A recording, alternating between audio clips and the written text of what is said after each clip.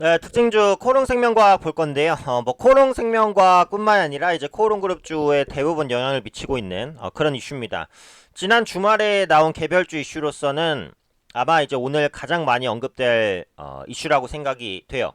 인보사의 미국 FDA 임상이 제기가 됐다라는 소식입니다. 사실 이제 인보사는 그 코롱 티슈진의 이제 상당한 그 가치를 좀 영위하고 있었던 그런 유전자 치료제예요. 그래서 이 인보사 관련해서 논란이 굉장히 많았죠. 성분 변경 논란이었습니다.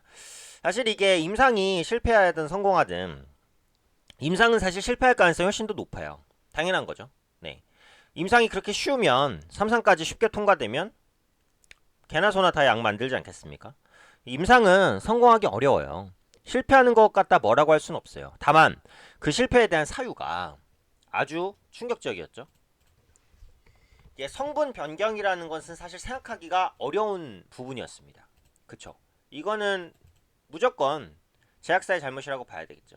다만 그 성분이 변경되었지만 효과 부분에서는 그렇게 크게 문제가 없었다. 이런 부분들이 밝혀지긴 했어요. 하나, 어찌되었던 간에 성분이 변경됐다는 것 자체가 충격적인 거예요. 임상이라는 것은 철저하게 통제된 환경 하에서 진행이 돼야 되는 거니까. 그 논란의 중심에 있었던 골관절염 유전자 치료제, 바로 인보사 K주입니다. 그렇죠? 그래서 이 인보사 관련된 논란으로 굉장히 이제 코오롱 그룹주가 코오롱 티슈진, 코오롱 생명과학, 코오롱 티슈진은 지금 이제 그 거래 정지까지 된 상황이죠. 네, 직접적인 당사자인데, 그래서 결국은 이제 그 여러 가지 논란에 의해서 시장의 신뢰가 엄청나게 떨어졌어요. 하지만 미국 FDA에서 코롱 티슈진 개발 중인 이 인보사에 대한 임상 3상 시험 보류를 11개월 만에 해제하고 환자 투약을 재개하기로 했습니다. 결국은 성분 변경이라든지 여러 가지 난관이 있었지만 인보사의 효능 부분에 대한 기대감은 어때요? 계속해서 유지가 된다는 거죠.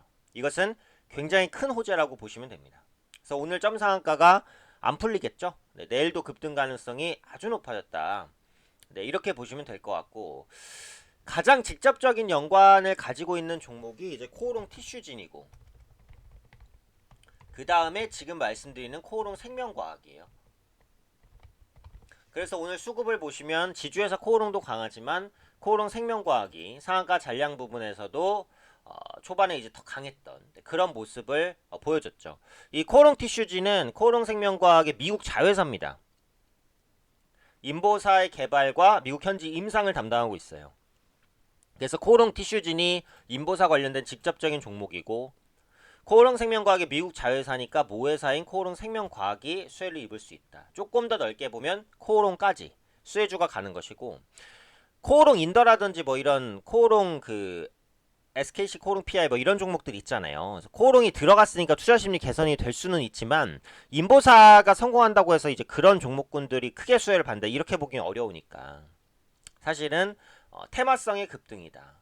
그러니까 코오롱 글로벌 뭐 이런 종목군들 있잖아요. 코오롱 인더 이런 종목군들은 단기간에 이제 조금 어떻게 보면 테마성으로 움직였으니까 실질적인 수혜는 코오롱 티슈진, 코오롱 생명과학, 코오롱. 근데 지금 코오롱 티슈진은 거래가 안 되니까 코오롱 생명과학과 코오롱 이렇게 두 종목으로 보시면 되겠죠.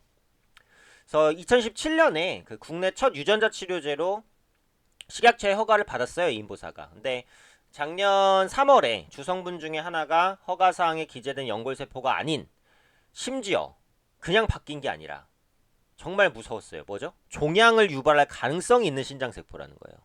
이 성분 변경 자체도 충격적인데 이 성분 변경된 게 종양 유발 가능성이 있다는 부분. 이 말에 시장이 깜짝 놀랐죠. 그래서 즉각적으로 판매가 중단됐고 식약처에서는 5월 말에 임모사의 품목허가를 취소하겠다라고 밝혔습니다. 그리고 이후에 여러 가지 이의 신청이 있었지만 결국은 품목허가가 취소됐어요.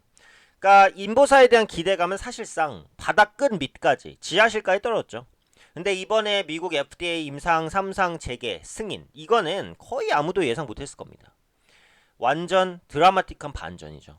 그런 만큼 주가도 당연히 점상한가로 급등했고 이 부분은 어쨌든 지금 코오롱 관련주를 보유하고 계신 분들의 영역이에요. 그래서 코오롱이라든지 코오롱 생명과학 보유자는 어때요? 계속해서 홀딩해 나가야겠죠. 그쵸? 상승이 깨질 때까지. 근데 이 부분이 시사하는 바는 결국은 파장, 제약바이오주의 투자심리 개선으로 연결. 그래서 오늘 보시면 업종 상위에 제약바이오주가 많이 올라 있습니다. 이런 부분들을 봤을 때는 앞으로도 제약바이오주가 코스닥 시장에서 내내 시장 대비 선방을 할 가능성이 높아요. 그렇기 때문에 제약바이오주 내에서 계속해서 좀 종목을 찾으려는 노력을 해야 되지 않을까 생각됩니다.